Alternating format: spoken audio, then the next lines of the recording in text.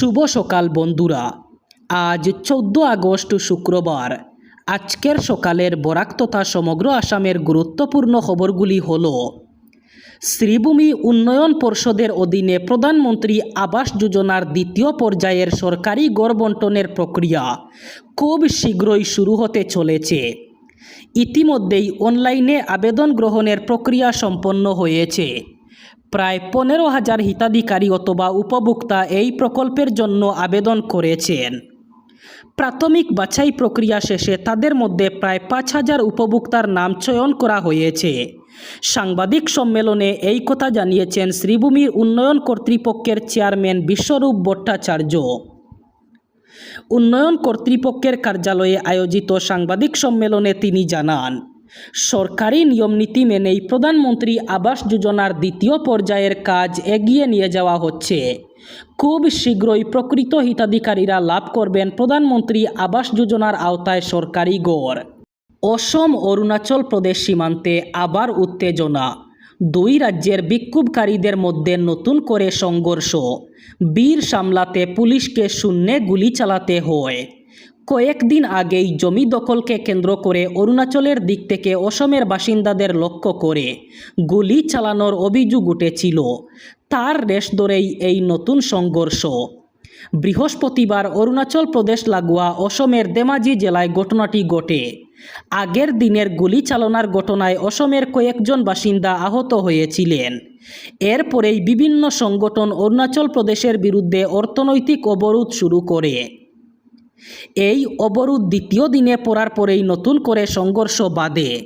অসমের মিসিং জনগোষ্ঠীর ছাত্র সংগঠন থাকাম মিসিং পরিন কেবাম অথবা টিএমপিকে এবং অন্যান্য স্থানীয় সংগঠন মিলে অরুণাচল প্রদেশের বিরুদ্ধে অর্থনৈতিক অবরোধ শুরু করে।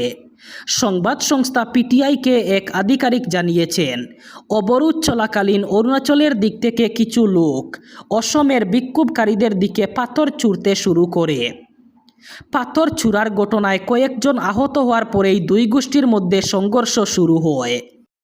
বন্ধ করা হলো 3,718টি ঋণ প্রদানকারী মোবাইল অ্যাপ্লিকেশন। কেন্দ্র সরকার জানিয়েছে, গত 30 জুন 2026 পর্যন্ত এই 3,718টি মোবাইল অ্যাপ বন্ধ রাখে। লোকসভায় এই তথ্য দিয়েছে কেন্দ্রীয় স্বরাষ্ট্র মন্ত্রক। সাইবার অপরাধ দমন এবং নাগরিকদের অনলাইন প্রতারণা থেকে সুরক্ষার প্রচেষ্টার অংশ হিসাবে এই উদ্যোগ বলে জানানো হয়। মন্ত্রক আরও জানিয়েছে যে একই সময়ে citizen financial cyber fraud reporting and management সিস্টেমের মাধ্যমে প্রাপ্ত 32 লক্ষেরও বেশি অভিযোগের ক্ষেত্রে 11,158 কোটি টাকার বেশি অর্থ রক্ষা করা সম্ভব হয়েছে। দিল্লির যন্তর মন্তরে আন্দোলনের পর এবার দেশ জুড়ে নতুন কর্মসূচির ঘোষণা করল ককরোচ জনতা পার্টি। দলের প্রতিষ্ঠাতা অভিজিৎ দীপকে জানিয়েছেন, শীঘ্রই শুরু হতে চলেছে জনতার মন্ত্র সিজন 2। ইনস্টাগ্রামে একাধিক মানুষ তাকে দ্বিতীয় সিজন কবে শুরু হবে জানতে চেয়ে প্রশ্ন করেছিলেন।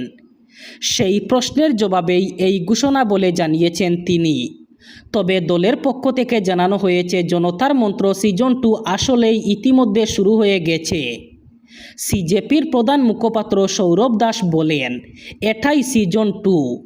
দেশের বিভিন্ন প্রান্তে অযোগ্য সরকার এবং আধিকারিকদের বিরুদ্ধে প্রতিবাদ চলছে।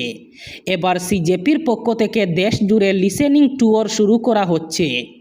সাধারণ মানুষ কি বলছেন, তাদের সমস্যাগুলি কি সরাসরি মানুষের কাছে গিয়ে তা শোনা হবে।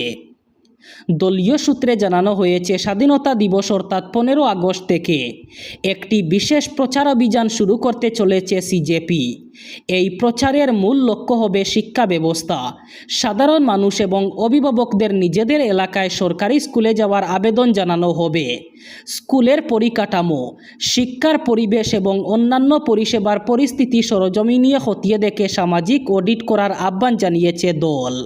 অসমের সাম্প্রতিক বন্যায় ত্রাণের নামে অর্থ সংগ্রহ করা 72টি ইউটিউব চ্যানেলকে নজরদারির আওতায় আনছে রাজ্য সরকার। বন্যার্থদের জন্য সংগ্রহ করা অর্থ কিভাবে খরচ হয়েছে তা প্রকৃত ক্ষতিগ্রস্তদের কাছে পৌঁছেছে কিনা এখন সেই হিসাবই খতিয়ে দেখছে প্রশাসন। এমনটাই জানালেন মুখ্যমন্ত্রী হিমন্ত বিশ্ব শর্মা। তিনি বলেন, চিহ্নিত ৭২টি ইউটিউব অ্যাকাউন্টের মাধ্যমে সংগ্রহ করা অর্থের ব্যবহার নিয়ে যাচাই শুরু হয়েছে। বিশেষ করে শিবসাগর ও চড়াইদেও জেলায় ত্রাণ পৌঁছেছে কিনা, কোন এলাকায় সাহায্য দেওয়া হয়েছে এবং কারা এই সাহায্য পেয়েছেন তা খতিয়ে দেখা হচ্ছে। দেশের ৮০তম স্বাধীনতা দিবস উদযাপনকে সামনে রেখে দেশ জুড়ে শুরু হয়েছে ব্যাপক প্রস্তুতি। স্বাধীনতার গৌরবময় ইতিহাস এবং দেশের প্রতি মানুষের ভালোবাসাকে আরও দৃঢ় করতে বিভিন্ন কর্মসূচির পাশাপাশি বিশেষ গুরুত্ব দেওয়া হয়েছে হর ঘর তিরঙ্গা অভিযানে। জাতীয় পতাকার প্রতি শ্রদ্ধা এবং দেশাত্মবোধের বার্তা গড়ে গড়ে পৌঁছে দেওয়ার লক্ষ্যেই এই কর্মসূচিকে কেন্দ্র করে দেশ জুড়ে উৎসাহ উদ্দীপনা লক্ষ্য করা যাচ্ছে। স্বাধীনতা দিবসের প্রাক্কালে দেশের বিভিন্ন প্রান্তে সাধারণ মানুষ নিজেদের বাড়িতে জাতীয় পতাকা উত্তোলনের প্রস্তুতি নিচ্ছেন। সরকারি ও বেসরকারি প্রতিষ্ঠান, বিভিন্ন সামাজিক সংগঠন এবং রাজনৈতিক দলগুলিও এই কর্মসূচিতে অংশ নিচ্ছেন। এর ফলে শহর থেকে গ্রাম সর্বত্রই তেরঙ্গার উপস্থিতিতে এক ভিন্ন আবহ তৈরি হয়েছে। এই গৌরবময় মুহূর্তে মুখ্যমন্ত্রী হিমন্ত বিশ্ব শর্মাও হর ঘর তিরঙ্গা অভিযানে অংশ নিয়েছেন। তিনি নিজের বাসভবনে জাতীয় পতাকা তেরঙ্গা উত্তোলন করে দেশের প্রতি শ্রদ্ধা এবং দেশপ্রেমের বার্তা তুলে ধরেন। তেরঙ্গার প্রতি সম্মান প্রদর্শনের পাশাপাশি মুখ্যমন্ত্রীর এই উদ্যোগ সাধারণ মানুষকেও স্বাধীনতা দিবসের কর্মসূচিতে সক্রিয়ভাবে অংশ নেওয়ার জন্য উৎসাহিত করেছে। প্রচণ্ড গরমের দিকে লক্ষ্য রেখে আবারও বিদ্যালয়ে পাঠদানের সময়সূচিতে পরিবর্তন করল বিদ্যালয় পরিষদ। সকাল ৮ থেকে দুপুর ১২:৩০ পর্যন্ত নিম্ন প্রাথমিকের পাঠদান চালানো হবে বলে ঘোষণা করা হয়েছে। একইভাবে সকাল ৮টা থেকে দুপুর ১:৩০ পর্যন্ত মধ্য প্রাথমিক বিদ্যালয়ে পাঠদান চলবে। সেই সাথে উচ্চ এবং উচ্চতর মাধ্যমিকের শিক্ষার্থীদের ক্ষেত্রেও প্রযোজ্য হবে এই নিয়ম। সকাল ৮টা থেকে দুপুর ১:২০ পর্যন্ত অনুষ্ঠিত হবে উচ্চ এবং উচ্চ মাধ্যমিকের ছাত্রছাত্রীদের পাঠদান। ইতিমধ্যে তিনসুকিয়া জেলার বিদ্যালয়গুলির জন্য এই নির্দেশিকা জারি করেছে তিনসুকিয়া জেলা প্রশাসন। দেশব্যাপী শুরু হয়েছে জনগণনা, আর জনগণনা শুরু হতেই সক্রিয় হয়ে উঠেছে সিন্ডিকেট রাজ। অভিযোগ এমনটাই। এ ব্যাপারে সজাগ দৃষ্টি রাখতে অর্থাৎ প্রতারক চক্রের ফাঁদে পা না দিতে কাটিগড়ার জনগণের প্রতি আর্জি জানিয়েছেন কাটিগড়ার বিধায়ক কমলাক্ষ দে পুরকায়স্থ। অভিযোগ উঠেছে ২ আগস্ট থেকে শুরু হওয়া সেলফ এনুমারেশন অথবা স্বগণনার নামে সাধারণ মানুষকে ভুল বুঝিয়ে টাকা সংগ্রহ করতে সক্রিয় হয়ে উঠেছে এক সিন্ডিকেট চক্র, এবং এই কাজের জন্য প্রতারক চক্রটি কোনো কোনো জায়গায় এসএইচজির মহিলাদের ব্যবহার করছে বলেও অভিযোগ। বিভিন্ন এলাকায় সেলফ এনুমারেশন করিয়ে দেওয়ার কথা বলে কাটিগড়ায় পরিবার প্রতি ২০০ থেকে ৫০০ টাকা পর্যন্ত প্রতারকরা সংগ্রহ করছে। এবার বরাক উপত্যকার ৩ জেলার আজকের আবহাওয়ার খবর। আজ ১৪ আগস্ট শুক্রবার বরাক উপত্যকার ৩ জেলায় গরমের সম্ভাবনা। আজ শিলচর কাছাড়ে সর্বোচ্চ তাপমাত্রা থাকবে ৩৪ ডিগ্রি সেলসিয়াস এবং সর্বনিম্ন তাপমাত্রা থাকবে ২৭ ডিগ্রি সেলসিয়াস।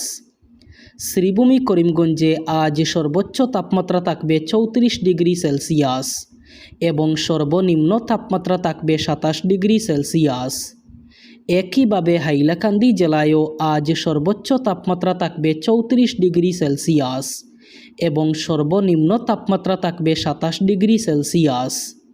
এই ছিল আজকের সকালের গুরুত্বপূর্ণ খবরগুলি। ভিডিওটি অবশ্যই লাইক করবেন এবং চ্যানেলটি সাবস্ক্রাইব করবেন।